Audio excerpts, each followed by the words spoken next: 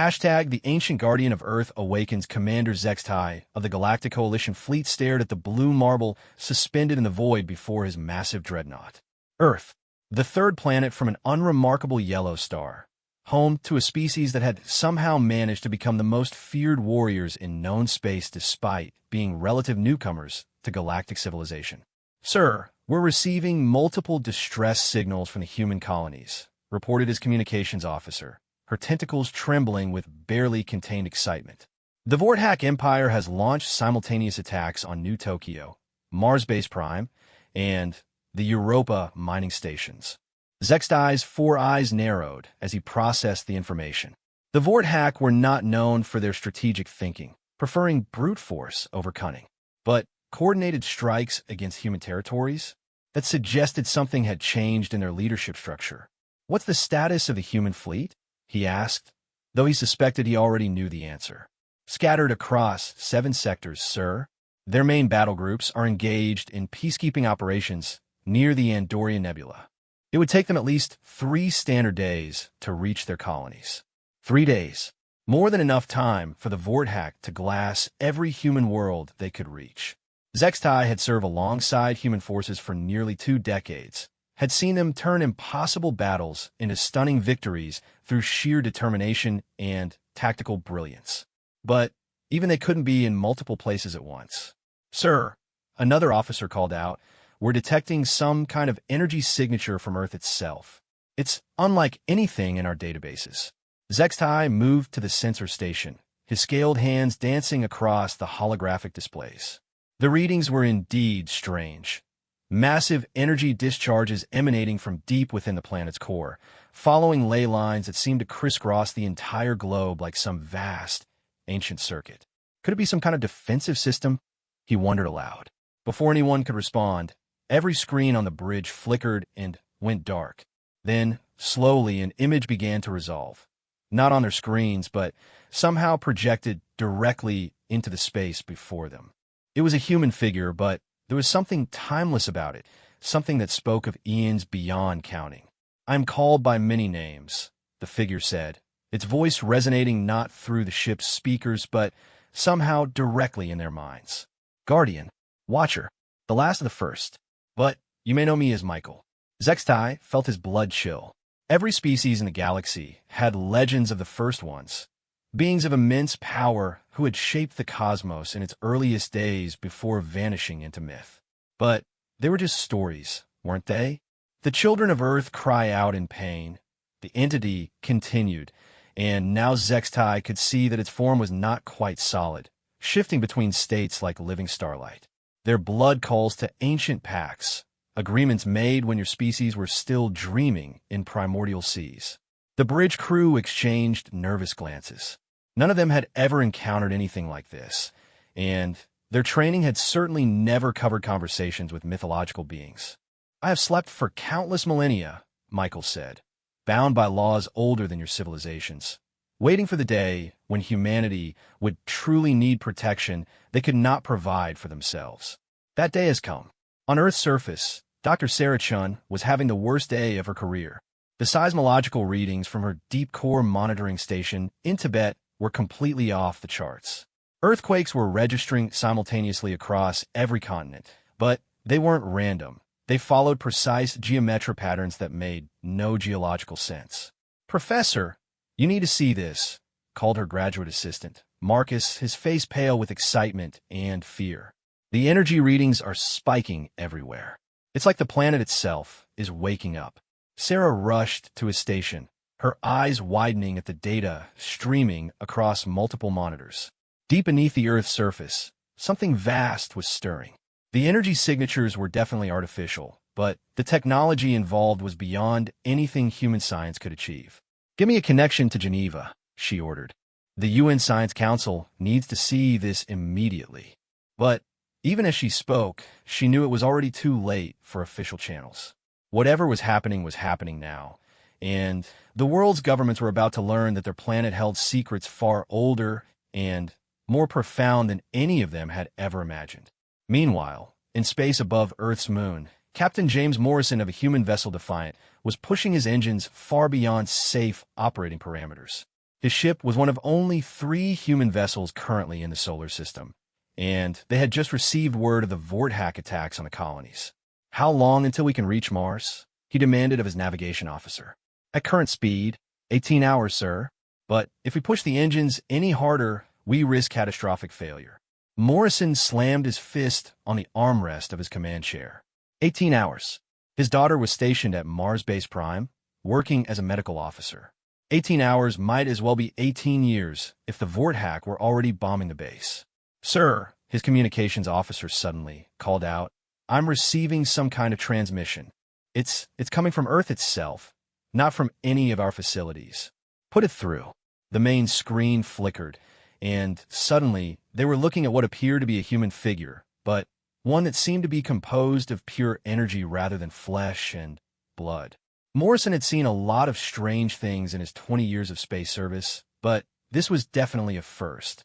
"Captain Morrison," the figure said, and somehow it knew his name, "your people are in danger. The Vorthack move against them even now, believing humanity to be weak and isolated." "Who are you?"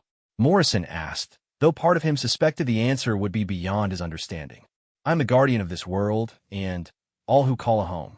I have watched over humanity since your species first looked up at the stars and dreamed of touching them. Now, that guardianship must become active protection." Morrison felt a chill run down his spine. He had never been a particularly religious man, but there was something about this entity that spoke to the deepest parts of his consciousness, awakening ancestral memories he didn't even know he possessed. "The Vorthack believe they face only scattered human ships," the Guardian continued. "They are about to learn the true meaning of awakening a sleeping giant."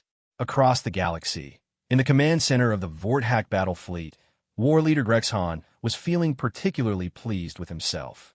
The humans had been a thorn in the Vorthack Empire's side for decades, their smaller ships somehow managing to outmaneuver and outfight vessels twice their size. But now, with the human fleet scattered and their colonies vulnerable, it was time to remind the galaxy who the true apex predators were. "Report," he growled to his subordinates. His massive form hunched over tactical displays, showing the locations of human colonies throughout this sector of space. "All attack groups are in position, War Leader. New Tokyo is already under bombardment." Their orbital defenses lasted less than an hour. Grexhan's mandibles clicked with satisfaction. Humans talked a good game about their courage and determination, but when faced with overwhelming force, they fell just like any other prey species. "What their homeworld?" he asked. "Any sign of defensive preparations?" "None, sir. Earth appears to be completely undefended. Our long-range scouts report minimal orbital traffic and no significant military presence." "Excellent. Once we've finished with their colonies, we'll move on Earth itself. Let the galaxy see what happens to species that dare to oppose the Vorthack Empire." But even as he spoke, sensors throughout the Vorthack fleet began registering something impossible. Energy signatures unlike anything in their databases were appearing throughout human space, not from ships or stations, but from seemingly empty regions of space itself. Back on Earth, the awakening was accelerating. In underground chambers that had not seen light for millions of years, ancient machinery was coming online. Systems that had been built by hands not quite human, designed by minds that had transcended physical existence eons ago.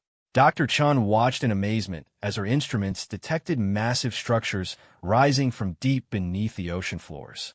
Whatever they were enormous. Some appeared to be the size of small cities. But they weren't rising to the surface. Instead, they seemed to be positioning themselves at specific depths, forming some kind of global network. "Professor," Marcus called out, his voice cracking with excitement, "you're going to want to see this. I'm detecting similar structures appearing in space around Earth. They're just materializing out of nothing."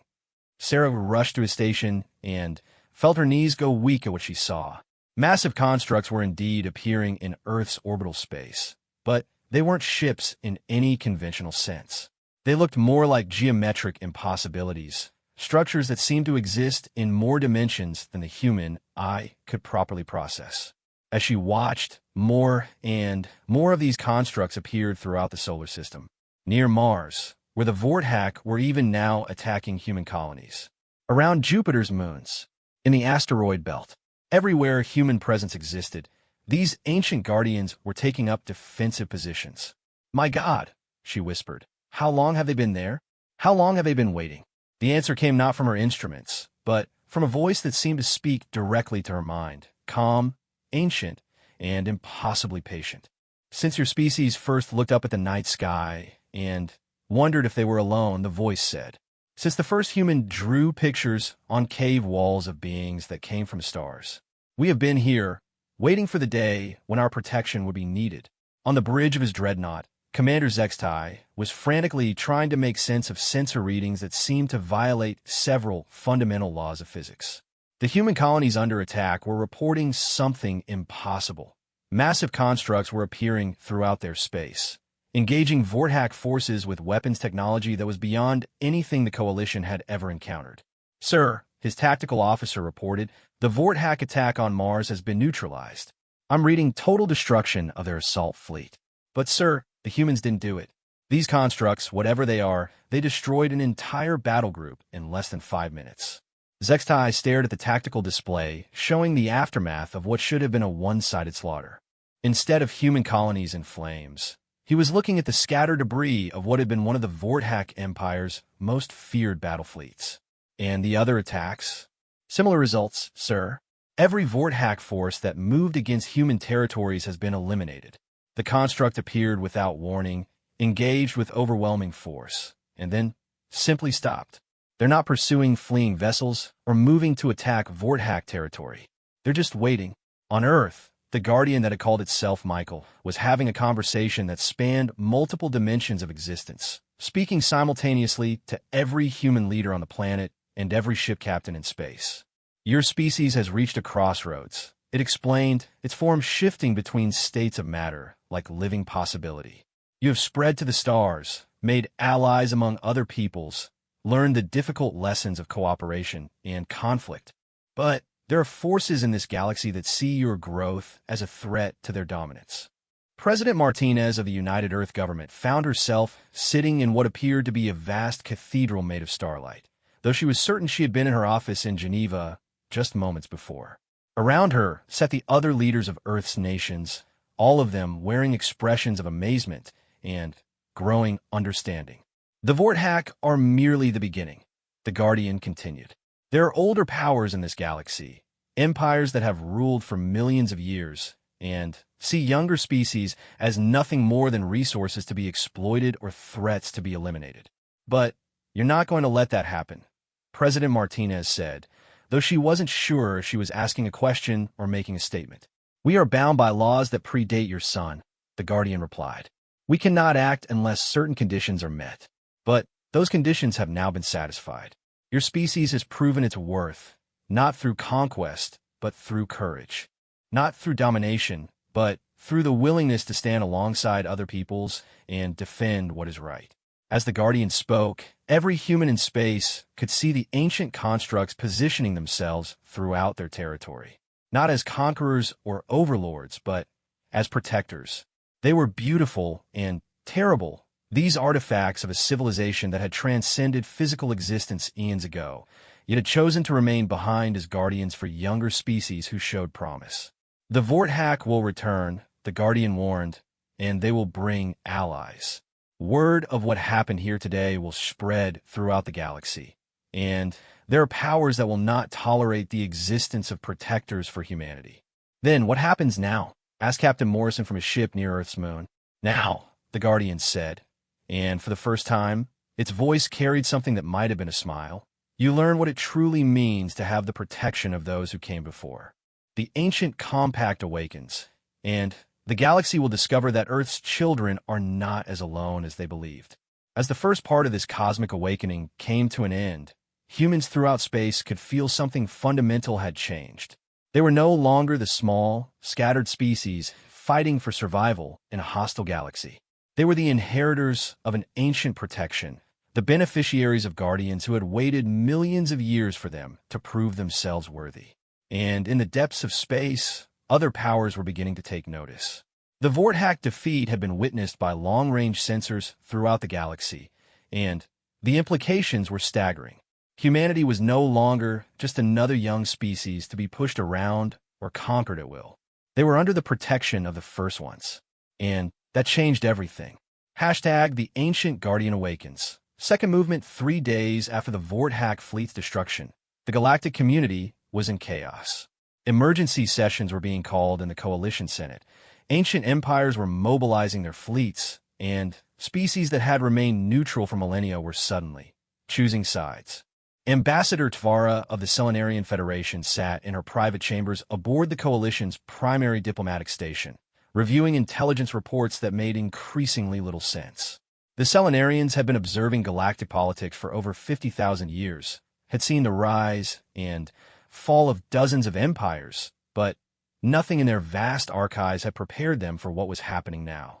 The energy signatures are confirmed, her aide reported, his crystalline form pulsing with nervous light patterns. The constructs defending human space are utilizing technology that predates known civilization by millions of years. The quantum resonance patterns match theoretical models for First One artifacts. Tvara's expression remained calm, but internally, she was struggling to maintain her composure. The first ones were legend, myth, stories told to young beings about the ancient shapers who had allegedly prepared the galaxy for younger civilizations before disappearing into transcendence. No serious scholar had believed they were anything more than folklore. "What is the Council's response?" she asked. "Panic mostly. The Hegemon wants to know how the humans gained access to First One technology. The Kethmoran Empire is demanding immediate answers. And the Vorthak." Her aide paused, his lights flickering with what might have been fear. "The Vorthak are calling for a holy war."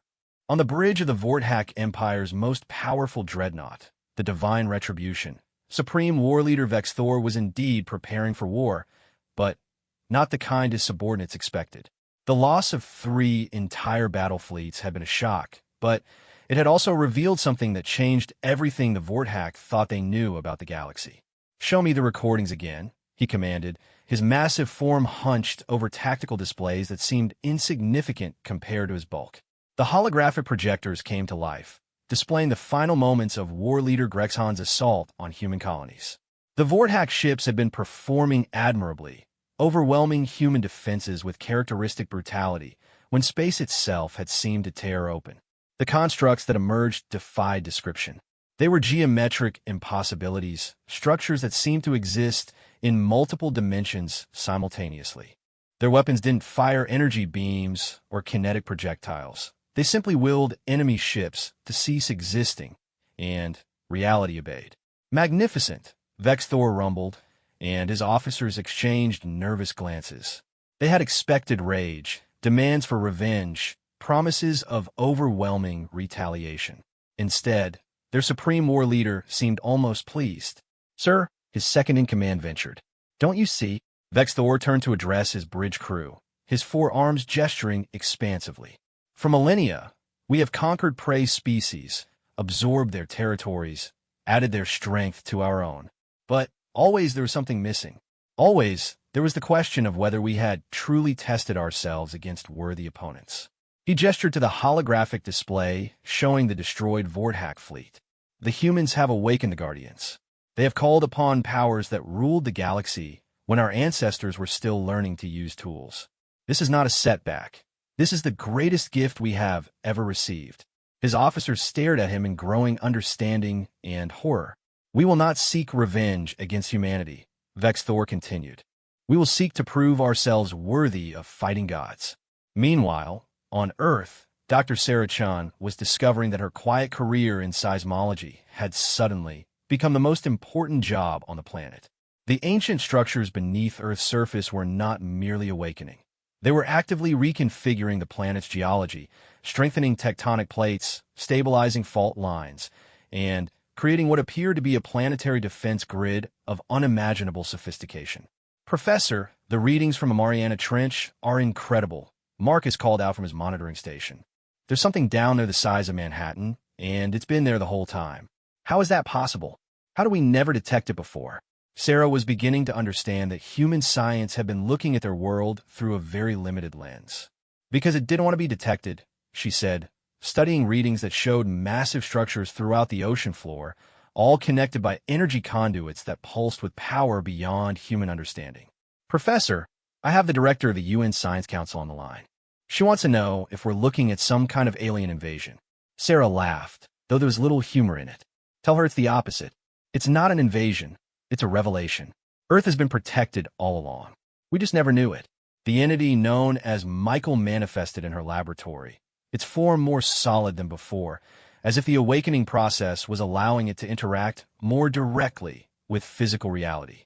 Dr. Chun, it said, and she felt honored that this ancient being knew her name. Your instruments are detecting only the smallest fraction of what is actually occurring. May I show you the true scope of the guardianship? Before she could answer, the walls of her laboratory became transparent, and she found herself looking out into space from a perspective that should have been impossible. Earth was below her, but not the Earth she knew. This Earth was surrounded by layers upon layers of protective barriers, energy fields that extended far beyond the moon's orbit, creating a defensive sphere around the entire solar system. We have protected this system since your species first achieved consciousness, Michael explained. Every asteroid that might have caused extinction, every cosmic radiation burst that could have sterilized your world, every aggressive probe from hostile civilizations, all diverted, neutralized, or simply encouraged to look elsewhere. Sarah stared in amazement at the true scope of humanity's protection. They had never been alone, never been vulnerable. They had grown and evolved under the watchful care of beings who had transcended physical existence, but chose to remain as guardians. But why us, she asked. What makes humanity special? Not special, Michael corrected gently. Worthy.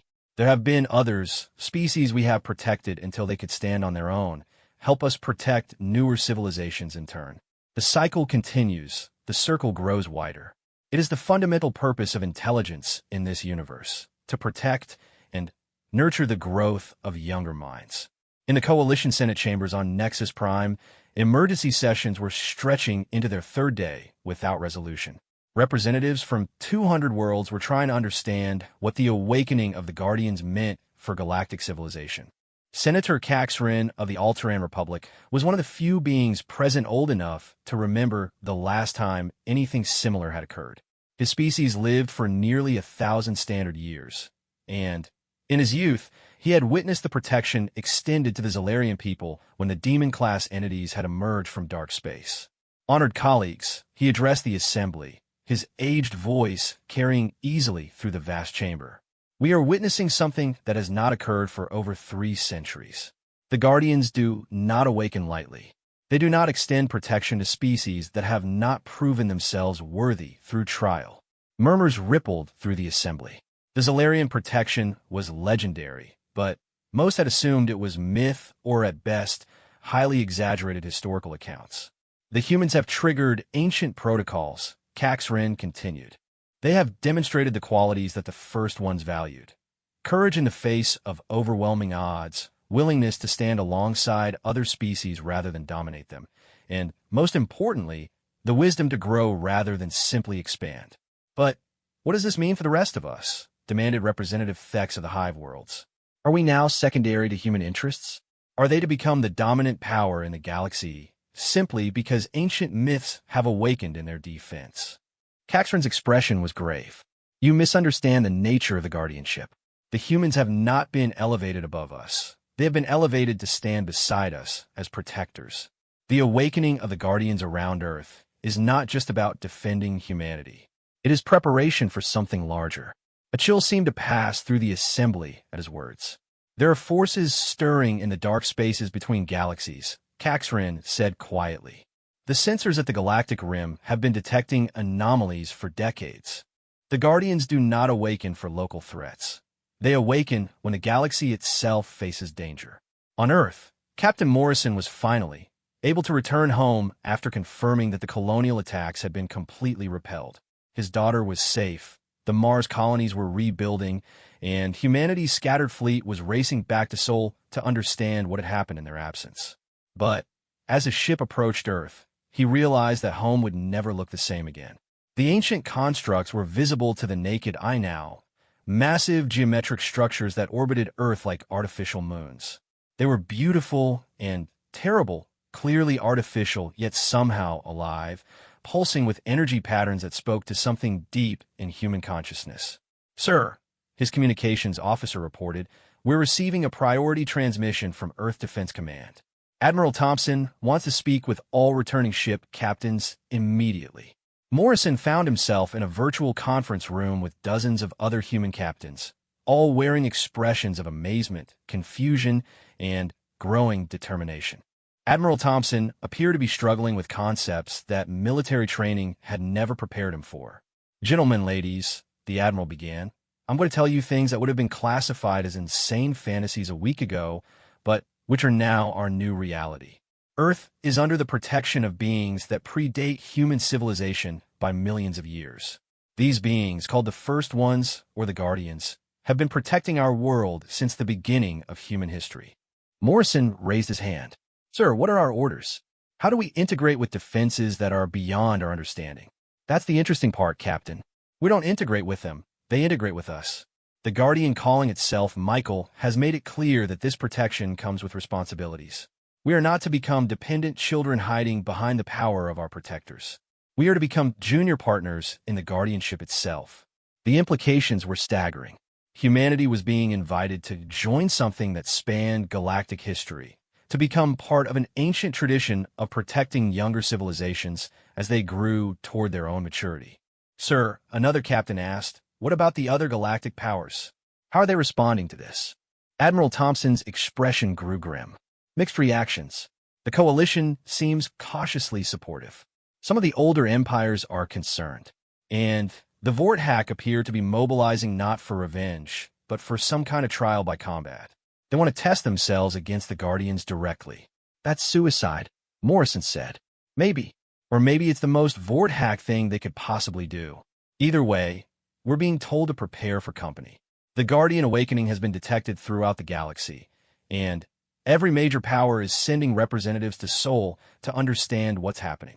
Deep in space, beyond the edge of Coalition territory, something vast and ancient was indeed stirring. The Maelstrom Collective, an empire so old that its origins were lost to prehistory, had received word of the Guardian awakening with emotions that transcended species boundaries. The Collective had been waiting for this moment for over 2 million years. In chambers that existed partially outside normal space-time, beings that had evolved beyond physical form were making decisions that would affect the entire galaxy. The human awakening was significant, but it was also a signal, a sign that the galaxy was approaching a transition point that occurred only once every few million years. The cycle was beginning again. The time of preparation was ending, and the time of testing was about to begin. Throughout human space, the ancient constructs continued their patient vigil, no longer hiding their presence. They had protected in secret for millennia, but now that protection would become active, visible, and undeniable. Humanity had graduated from unknowing children to conscious participants in something larger than they had ever imagined. And in the dark spaces between galaxies, something that fed on the despair of entire civilizations was beginning to take notice of this small spiral galaxy and its surprisingly well-defended inhabitants. The Guardian Awakening was not just about protecting humanity from the Vorthack or other galactic threats. It was about preparing for something far worse that was already on its way. Hashtag The Gathering Storm. 6 months after the Guardian Awakening, Sol had become the most visited system in known space. Diplomatic vessels from across the galaxy had arrived to witness humanity's transformation and understand what the return of the First Ones meant for galactic civilization. President Martinez stood on the observation deck of the newly constructed orbital diplomatic complex, watching as ships representing dozens of species maneuvered through Earth's orbital space alongside the Guardian constructs. The sight never failed to amaze her. Ancient artifacts of unimaginable power sharing space with the newest diplomatic vessels, all united in cautious cooperation. "Madam President," her aide announced, "the Vorthack delegation has arrived." Martinez nodded, though she felt a familiar tightness in her chest. Of all the species that had come to Sol, the Vorthack presence was the most unpredictable. Rather than sending diplomats, they had sent warriors. Rather than seeking understanding, they seemed intent on proving something. Supreme War Leader Vex Thor had personally come to Seoul, bringing with him a fleet of the Empire's most powerful vessels. Not as an invasion force, but as what he called worthy opponents for the Awakened Guardians. In the diplomatic complex's main conference chamber, representatives from across the galaxy were engaged in discussions that would have been impossible just months earlier. The Guardian Michael had manifested physically for these talks, its presence both reassuring and overwhelming for beings who had never encountered a first one. The protection we extend to humanity is not favoritism, Michael explained to the assembled delegates, its form shifting between states of matter as it spoke. It is recognition. Humanity has demonstrated the qualities necessary for the next phase of galactic evolution. And what phase is that? Asked Counselor Zephyran of the Crystalline Consortium, her mineral body refracting the chamber's light into complex patterns. Michael's form became more solid, more human-like, as if adopting a shape that would be easier for the assembled beings to relate to. The galaxy is entering a period of trial. Forces that have slumbered in the void between galaxies are beginning to stir. The cycle of testing approaches once again. A murmur of unease rippled through the chamber. Even the youngest civilizations had legends about the dark times, when things from outside the galaxy had come to feed on the despair of entire species. The Devourers, whispered Elder Caxrin of the Altaran Republic. That is one name for them, Michael confirmed. They have many names in many languages. The hunger between stars, the ending shadow, the great silence. But all describe the same force, beings of pure entropy that seek to extinguish the light of consciousness wherever it arises. Supreme War Leader Vex Thor leaned forward in his specially reinforced chair, his four arms crossed with interest rather than aggression. When will they come? They are already coming, Michael replied gravely. Our long-range sensors detect their scout vessels at the galactic rim. They move slowly, methodically, testing the defenses of each system they encounter. But they are coming. The chamber fell silent as the implications sank in. This was not a political crisis or a territorial dispute. This was existential. The survival of conscious life in their galaxy was at stake. Why humanity? Asked Ambassador Tvara of the Selenarian Federation. Of all the species in the galaxy, why choose them for protection and elevation? Michael turned its attention to her, and for a moment, Tvara felt as though she were being examined by something infinitely ancient and wise. Because humanity has the capacity for what we call impossible hope. When faced with extinction, they do not surrender or despair. They find ways to turn disaster into opportunity, defeat into victory. This quality will be essential in the trials to come. On Earth, Dr. Sarachan was having the most productive and terrifying period of her career. The Guardian Awakening had not only revealed the ancient protections around Earth, it had also begun unlocking human potential that had been dormant for millennia. Her seismological station had been transformed into something resembling a cross between a research facility and a temple. The Guardian construct had provided humanity with access to technologies that were beyond their current understanding, but which they were somehow able to operate intuitively. Professor, Marcus called out, his excitement barely contained. The deep scan results are coming in from the Pacific Network. What we're seeing is incredible. Sarah joined him at the monitoring station, where holographic displays showed the true scope of Earth's Guardian Network. Massive structures extended throughout the planet's core, connected by energy conduits that tapped directly into the quantum foundations of reality itself. It's not just defense, she realized. The entire network is designed to enhance human consciousness, to accelerate our evolution. Accelerate it toward what? Marcus asked. Before Sarah could answer, Michael materialized in their laboratory, its presence causing the instrumentation to hum with harmonic resonances. Toward what you are becoming. The Guardian answered Marcus's question. Humanity stands at the threshold of transcendence, not the abandonment of physical existence as my people chose, but a different path. You will become the bridge between pure consciousness and material reality. Sarah felt a chill of understanding. You're preparing us to fight beings of pure entropy. Physical weapons won't work against them, will they? Physical weapons alone, no, Michael confirmed. The Devourers exist primarily in dimensions beyond normal space. They must be fought with weapons of will, consciousness, and directed reality. Humanity has always possessed this potential. Your species' greatest victories have always come from refusing to accept impossible odds. In space above Earth, Captain Morrison was experiencing the first stages of this transformation firsthand. His ship, the Defiant, had been selected as a test platform for integration with Guardian technology. The process was unsettling. "Sir," his chief engineer reported, "the Guardian interfaces are now fully integrated with our systems. But I have to tell you, I don't understand how any of this works." Morrison nodded. None of them did. The Guardian technology didn't operate according to physical laws as humans understood them.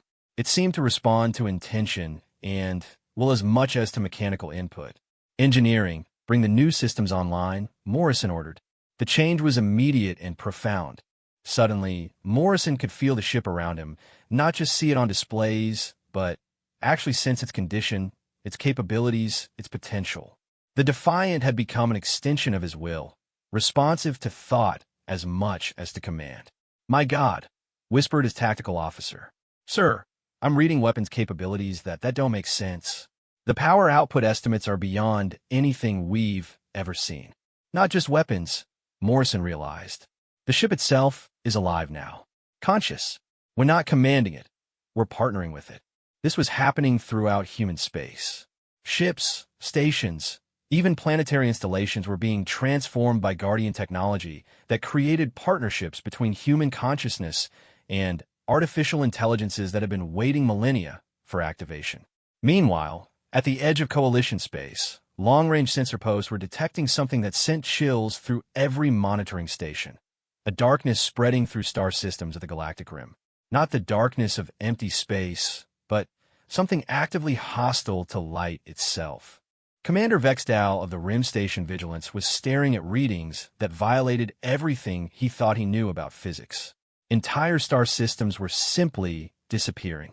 Not destroyed, not consumed, erased, as if they had never existed. "Send a priority transmission to all Coalition worlds," he ordered his communications officer. "The Devourers have arrived at the galactic rim. Estimated time until they reach core systems, 18 months. The message reached Sol within days, causing emergency sessions among the gathered diplomatic delegations. Suddenly, the theoretical discussion of ancient threats had become an immediate crisis. Michael addressed the assembled representatives with a gravity that made the air itself seem heavy. "The advanced scouts have begun their work. They are testing our defenses, measuring our responses. The main force will follow once they have identified the strongest centers of resistance." "What can we do?" asked Counselor Zephyran. "Our combined fleets are powerful, but you're describing beings that can erase star systems. Conventional fleets alone cannot stop them," Michael admitted.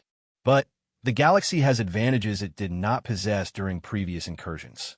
Younger species with flexible thinking, technologies that blend consciousness with machinery, and, most importantly, the willingness to work together rather than compete for dominance." Supreme War Leader Vex Thor stood, his massive form drawing attention from across the chamber. "The Vorthak Empire places its entire military might at the disposal of this alliance. Our ships, our warriors, our willingness to face extinction rather than surrender, all are yours to command." It was an unprecedented offer. The Vorthak had never submitted to outside authority, never acknowledged any power as their superior. But they were also pragmatic enough to recognize that individual pride meant nothing if consciousness itself was extinguished. "We accept," Michael said simply. "But understand, this will not be a war as you have known them. Your ships will be transformed, your warriors will fight alongside beings of pure thought, and victory will require tactics that transcend physical reality." The first joint training exercises began immediately. Human vessels worked alongside Vorthak dreadnoughts, coalition cruisers, and Guardian constructs in maneuvers that pushed the boundaries of possibility. Ships learned to phase between dimensions, crews developed the ability to think collectively, and weapons systems that responded to mental commands as much as physical input. Dr. Chen found herself at the center of the most ambitious project in human history.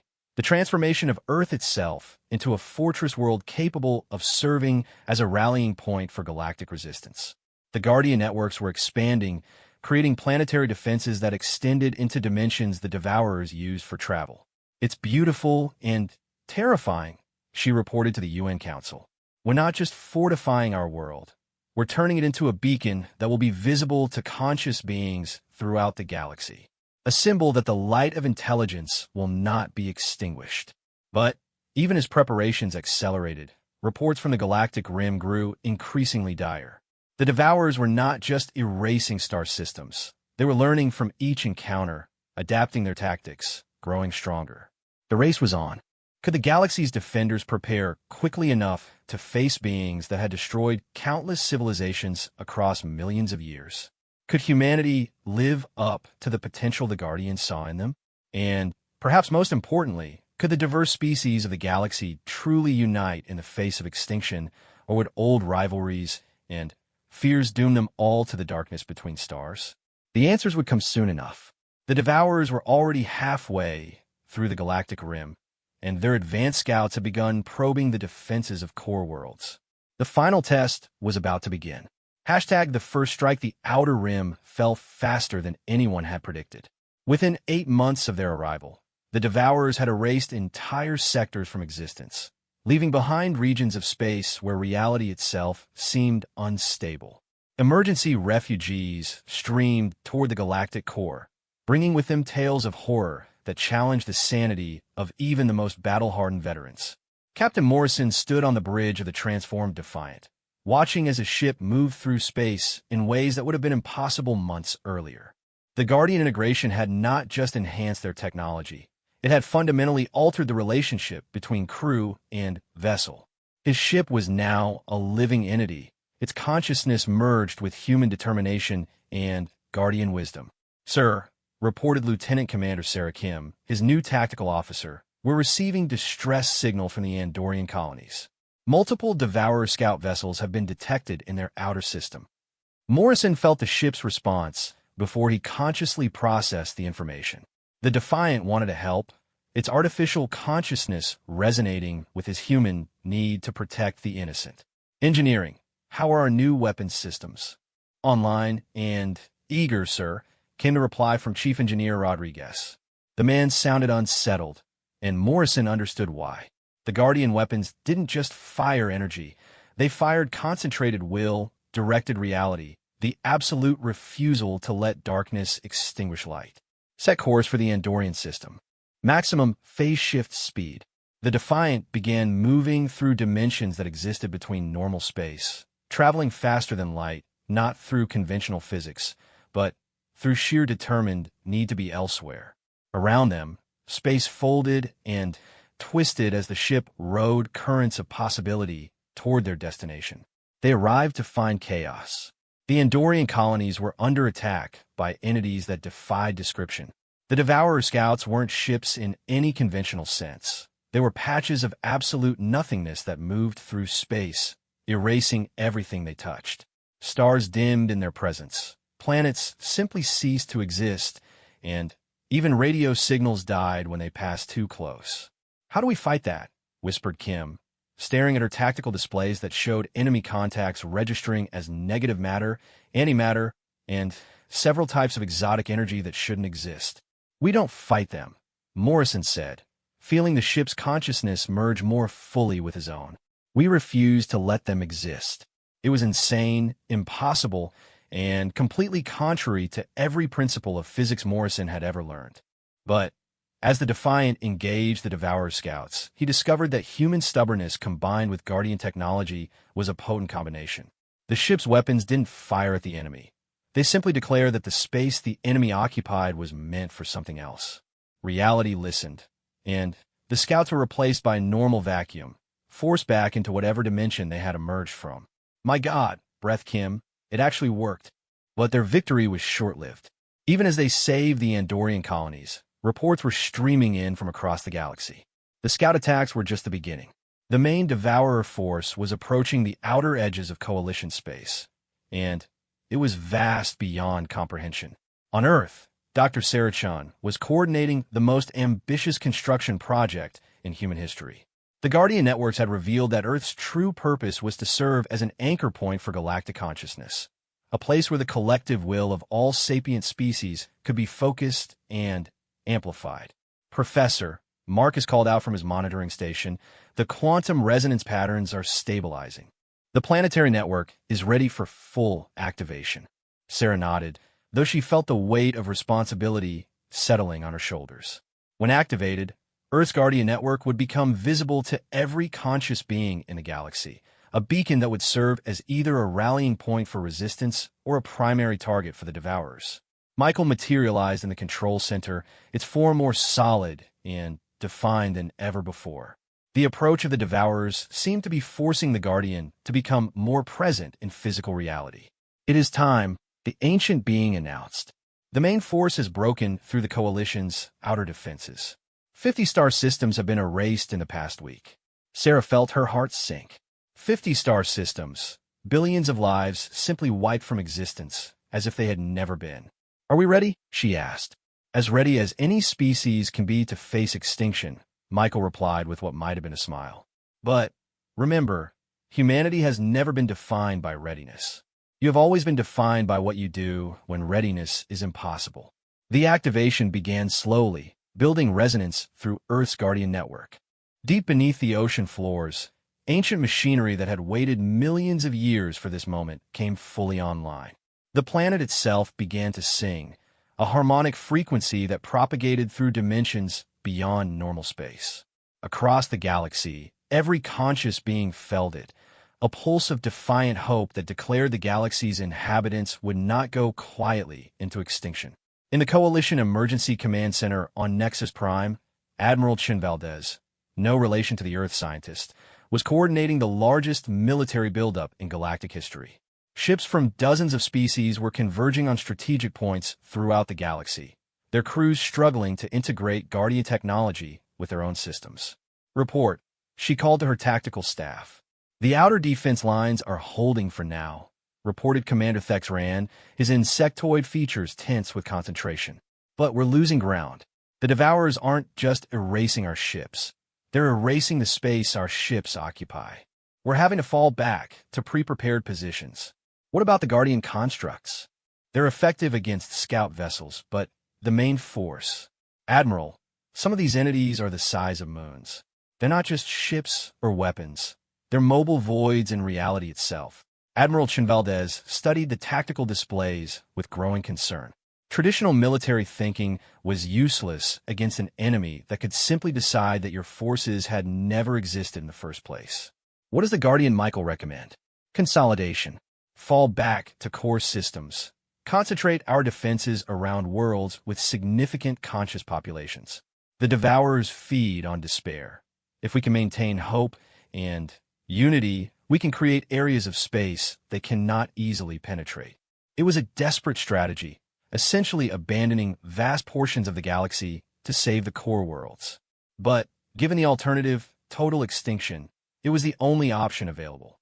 Meanwhile, on the Vorthak homeworld of Gordhak Prime, Supreme War Leader Vexthor was addressing his assembled warriors with words that would have been unthinkable months earlier. "My warriors," he began, his massive form commanding attention from the thousands gathered in the ceremonial combat arena. "We face an enemy worthy of our greatest efforts. Not because they are strong, strength can be overcome. Not because they are numerous, numbers can be defeated. But because they represent the ultimate test of what it means to be alive." The assembled Vorthak listened with the intense focus their species reserved for matters of honor and survival. "The Devourers offer us the choice between extinction and surrender. We choose neither. We choose to prove that consciousness, determination, and the will to fight can overcome even entropy itself." A roar of approval rose from the gathered warriors. For a species that had built its entire culture around proving their worth through combat, the approaching battle represented the ultimate validation of their existence. "But this will not be combat as we have known it," Vexthor continued. "Our weapons must be our thoughts, our shields must be our refusal to surrender, and our victory must be the decision that our enemy simply does not deserve to exist." The Vorthak fleet launched from their homeworld that day, carrying something they had never possessed before, a cause greater than conquest. They were no longer fighting for territory or dominance, but for the right of consciousness to exist in the universe. As forces throughout the galaxy converged on the defensive lines, the first major engagement between galactic civilization and the Devourers began in the Zirian sector. A combined fleet of coalition, Vorthak, and human vessels faced an enemy force that challenged the very concept of reality. Captain Morrison found himself commanding a task force that included ships from a dozen different species, all linked together through Guardian technology that allowed them to fight as a single organism. All ships prepare for dimensional phase shift, he ordered through the collective consciousness network. Remember, we're not trying to destroy them. We're trying to convince reality that they don't belong here. The battle that followed defied every military doctrine ever written. Ships maneuvered through dimensions that existed between thoughts. Weapons fired concentrated beliefs rather than energy, and victory was determined by which side could maintain their conviction that they deserved to exist. The Allied fleet discovered that working together, their combined will could indeed force the Devourer entities back into whatever realm they had emerged from. But the cost was enormous. Maintaining the mental focus required left crews exhausted and ship's systems strained beyond their limits. "Sir," reported Kim, "we've pushed them back, but I'm reading massive energy signatures approaching from the galactic rim." This was just the advance guard. Morrison nodded grimly. They had won their first battle against the Devourers, but it was clear that the main force would be beyond anything they had faced so far. "Set course for Earth," he ordered. "It's time to see if humanity's special gift for impossible hope is enough to save the galaxy." As the battered Allied fleet began its journey back towards Sol, every crew member could feel the weight of what was coming. The real test was yet to begin, and it would determine whether conscious life in their galaxy would survive the next million years or simply fade into the darkness between stars. But for the first time since the crisis began, there was hope. They had proven that the Devourers could be fought, could be defeated. The question now was whether they could do it on the scale necessary to save their entire galaxy. Earth's beacon continued to pulse through dimensions, calling all conscious beings to rally around humanity's homeworld for the final confrontation. The galaxy's last stand was about to begin. Hashtag the light that refuses to die, the main Devourer force, arrived at the edge of coalition space like a wave of absolute nothingness. Reconnaissance reports described entities the size of planets, moving through space in formations that hurt to perceive directly. They weren't just erasing matter. They were erasing the possibility that matter had ever existed in the first place. Admiral Chevaldez stood in the Coalition's emergency command bunker, 300 kilometers beneath Nexus Prime's surface, watching displays that showed the systematic erasure of everything humanity and its allies had built over centuries of cooperation. Entire sectors were simply gone, not destroyed, but edited out of reality like mistakes being corrected in some cosmic document. "How long until they reach the Sol system?" she asked her tactical staff. "At current rate of advance, 14 days, replied Commander Thexran, his normally steady voice betraying the strain of watching civilization disappear one star system at a time. "And our defenses? Every ship we have is converging on Earth. Guardian Construct have established perimeter defenses around all core worlds, but..." Thexran paused, struggling to find words for concepts that challenged rational thought. "Admiral, we're not fighting an invasion. We're fighting the concept of non-existence itself." Admiral Chun Valdez nodded grimly. Traditional military thinking had become not just useless, but actively harmful when facing an enemy that could simply decide that your strategies had never been conceived. On Earth, the planetary transformation was complete. The Guardian Network had turned humanity's homeworld into something beyond a mere planet. It had become a focal point where the collective consciousness of the galaxy could be concentrated and amplified. Standing in the control center that had grown from her seismological station, Dr. Sarah Chun felt the weight of every sapient mind in the galaxy pressing against her awareness. "Professor," Marcus reported, his voice tight with exhaustion, "we're receiving consciousness link requests from over 2,000 species. The network is at maximum capacity." Sarah nodded, though she could barely process individual thoughts anymore. Through the Guardian Network, she was connected to the hopes, fears, and desperate determination of trillions of beings across the galaxy. It was overwhelming and humbling simultaneously. Michael appeared beside her, its form now fully solid and undeniably present in physical reality. The moment approaches, the Guardian said. The main force will reach Earth in 10 days. Either we stand here together, or consciousness ends in this galaxy for the next million years. Are we ready? Sarah asked, though she already knew the answer. No one is ever ready to save the universe. Michael replied with something that might have been humor. But humanity has made a career of succeeding when readiness was impossible.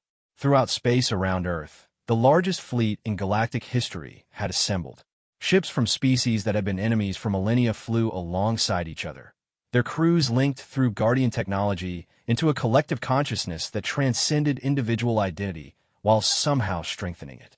Captain Morrison commanded the forward elements of this impossible armada from the bridge of the Defiant, his ship now so thoroughly integrated with Guardian technology that the distinction between biological and artificial intelligence had become meaningless. Around him, his crew worked with efficiency born of direct mental connection, each individual contributing their unique perspective to a collective while focused on a single purpose: survival.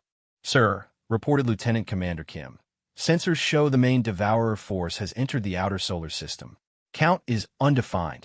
They exist in spatial dimensions we can't fully perceive." Morrison felt the collective consciousness of the fleet respond to the threat with something beyond fear, a crystalline determination that refused to acknowledge the possibility of defeat. Humanity's gift for impossible hope was being amplified by the desperate need of every conscious species in the galaxy. "All ships, prepare for final engagement," Morrison broadcast through the network. "Remember, we're not fighting to win. We're fighting to prove that consciousness deserves to exist." The first contact between the assembled galactic fleet and the main Devourer force occurred at the orbit of Pluto. What followed couldn't be called a battle in any conventional sense. Ships that existed partially outside normal space maneuvered against entities that were less vessels than mobile contradictions of reality itself. Supreme War Leader Vex Thor, commanding a Vorthack battle group that had been transformed by Guardian technology into something resembling a living myth, led the first assault against a Devourer entity the size of Earth's moon. For consciousness, he roared through the collective network, his massive dreadnought phasing through dimensions to strike at the heart of nothingness itself. The Vorthack ships opened fire with weapons that shot concentrated defiance, absolutist refusal to be erased, the distilled essence of warrior pride that insisted on existing despite cosmic indifference. Against all logic, it worked. The Devourer entity recoiled, forced back into whatever realm it had emerged from by the simple, stubborn insistence that it had no right to extinguish the light of conscious minds. But for every entity driven back, two more emerged from the dark spaces between realities. The Devourers weren't just numerous. They were conceptually infinite, representing every possible way that consciousness could fail, surrender, or simply give up. As the battle raged through the outer solar system, Dr. Chen felt the pressure on Earth's Guardian network reaching critical levels. Every conscious mind in the galaxy was focused through the planetary machinery, creating a resonance of determination that was holding back forces of entropy that had destroyed countless civilizations. "Professor," Marcus called out, his voice strained by the mental effort of maintaining connection with the network, "I'm reading massive structural stress throughout the system. We're pushing the boundaries of what consciousness can achieve." "Then we push harder," Sarah replied, her awareness expanding to encompass the desperate hope of species she had never heard of, fighting for survival light years away. Michael appeared beside her, its form now blazing with energy that hurt to look at directly. "The moment of choice approaches," the Guardian announced. "The Devourers are preparing their final assault. Every entity they possess is converging on Earth." Through the Guardian network, Sarah could perceive the approaching threat. Not just ships or weapons, but a concept of ending so absolute that reality itself seemed to recoil from it. If it reached Earth, if it touched the beacon of consciousness that humanity's homeworld had become, the result would be the extinction of thought itself in their galaxy. "What can we do?" she asked, though she feared the answer. "Something no species has ever attempted," Michael replied. "We must convince the universe itself that consciousness is more fundamental than entropy, that the light of thinking minds is more real than the darkness between stars." In space around Earth, Captain Morrison felt the approaching end like a weight settling on his soul. The Allied fleet had fought magnificently, had achieved victories that should have been impossible, but the Devourer main force was simply too vast. For every entity they drove back, 10 more emerged from the void. "Sir," Kim reported, "all outer defenses have fallen. The main force is approaching Earth orbit. Estimated time to surface contact, 30 minutes. Morrison looked around his bridge at crew members whose faces showed exhaustion, fear, and something else, a stubborn refusal to accept defeat that seemed to be growing stronger as their situation became more hopeless. "Open a channel to all ships," he ordered. "Channel open, sir." Morrison took a deep breath and addressed not just the Galactic fleet, but every conscious mind connected to Earth's Guardian network. "This is Captain James Morrison of the human vessel Defiant. In 30 minutes, forces of absolute entropy will attempt to extinguish consciousness in our galaxy. They believe that despair is stronger than hope, that ending is more fundamental than beginning, that darkness is more real than light." He paused, feeling the attention of trillions of minds focused on his words. "They're wrong," he continued. "Consciousness isn't an accident or a temporary aberration in an uncaring universe. We're here because the universe wanted to understand itself, wanted to think and dream and love and hope. We are the universe becoming aware of its own beauty." Throughout space, the assembled fleet began to move not away from the approaching Devourers, but toward them. Ships that should have been fleeing instead formed a protective sphere around Earth, their crews linked in determination so absolute that reality itself began to take notice. "We're not just fighting to survive," Morrison declared. "We're fighting to prove that consciousness is the most fundamental force in existence. That thinking minds create reality, not the other way around." On Earth, the Guardian Network reached a resonance point that its builders had theorized but never achieved. Every conscious mind in the galaxy was unified in a single, crystalline purpose: to exist, to think, to hope, to refuse extinction regardless of the odds. The effect was immediate and profound. Space around Earth began to change, not according to physical laws, but according to the collective will of the galaxy's conscious inhabitants. Light became brighter, more real, more fundamental than the darkness that sought to consume it. When a main Devourer force reached Earth, they found something unprecedented, a world that had become a living embodiment of consciousness itself, protected not by weapons or shields, but by the absolute refusal of thinking minds to be extinguished. The entities of entropy struck at Earth's defenses with forces that should have erased the planet from existence. Instead, they encountered something they had never faced before: a species and its allies who had made consciousness itself into a weapon. The battle for Earth lasted 6 hours and was fought across dimensions of existence that most minds couldn't even perceive. But in the end, it was decided not by superior firepower or advanced technology, but by something far simpler: the refusal to give up. The Devourers, confronted with minds that absolutely rejected the concept of extinction, found themselves forced back into the void between galaxies. Not destroyed. They couldn't be destroyed, being fundamental forces of entropy, but convinced that this galaxy's consciousness had grown beyond their ability to extinguish. As the last Devourer entity faded back into the dark spaces between realities, a profound silence settled over the Galactic fleet. They had done something that no civilization had achieved in millions of years. They had faced the forces of ultimate entropy and refused to be destroyed. Michael appeared on the bridge of the Defiant, its form now somehow both ancient and renewed. "It is done," the Guardian announced. "The cycle of testing is complete. Your galaxy has proven itself worthy of continued existence." "What happens now?" Morrison asked. "Now, consciousness spreads," Michael replied. "Your species and your allies have become the new guardians, the protectors of younger civilizations that will arise in the eons to come. The cycle continues, the circle grows wider." Dr. Chun felt the Guardian Network beginning to stabilize at its new operational level. Earth would remain a beacon for consciousness throughout the galaxy, a living proof that thinking minds could overcome any threat through unity and determination. "Professor," Marcus asked, What do we do now that we've saved the universe? Sarah smiled for the first time in months. Now we get back to work. There are younger species out there who will need protection, guidance, and the knowledge that consciousness is worth fighting for. Throughout human space and beyond, the Allied fleet began to disperse, but the connections forged through the Guardian network remained. Humanity had become something new, not conquerors or rulers, but shepherds of consciousness itself. The ancient Guardian of Earth had awakened not just to protect humanity, but to help them become guardians in turn. And in the vastness of space, on worlds yet to be born, future civilizations would grow under the protection of species who had proven that hope could overcome entropy, that consciousness could defeat oblivion, and that the light of thinking minds could shine even in the darkest void. The galaxy trembled no longer with fear, but with the promise of infinite tomorrows filled with new minds discovering the wonder of existence. Humanity had come home to the stars not as conquerors, but as gardeners of consciousness itself, and the universe was better for it.